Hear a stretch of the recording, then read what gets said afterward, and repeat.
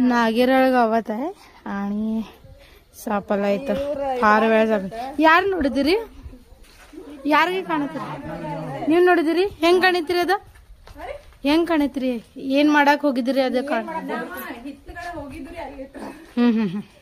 पारड्याकडे गेले, पाठीमागे गेलेले आणि दिसलं त्यांना. ठीक आहे, पकडू. खुर्च्या बिट्टा बूट काढा की येतं मंदिरात.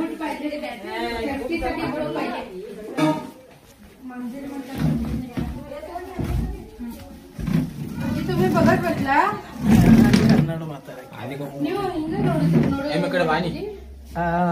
ನಮ್ಮ ಸೊಸಿ ನೋಡಿದಕ್ಕೆವ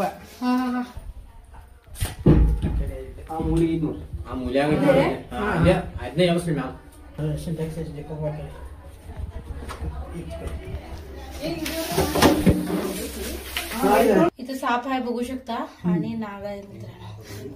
बघा फुसफुस आवाज काढायला.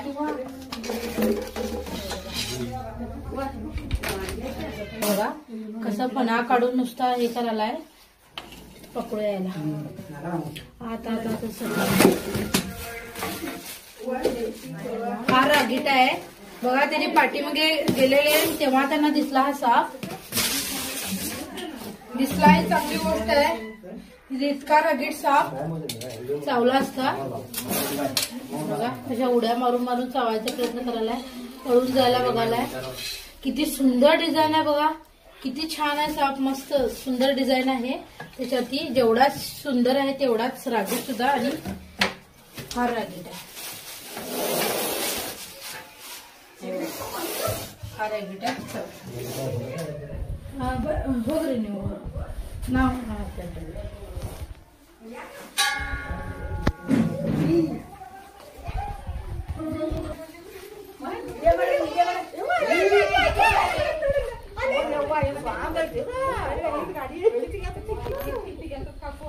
अंदाजे 4 ते 4 वर्षाचा हा नागजातीचा साप आहे. किती रागीट होता बघितला.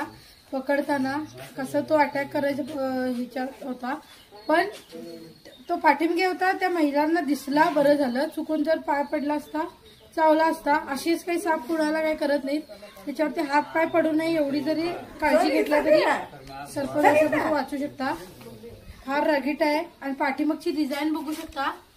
नाग हा आकर्षक फणा काढणारा साप आहे आणि तो सुंदर सुद्धा आहे. जो रुबाब आहे त्याचा म्हणावं लागेल.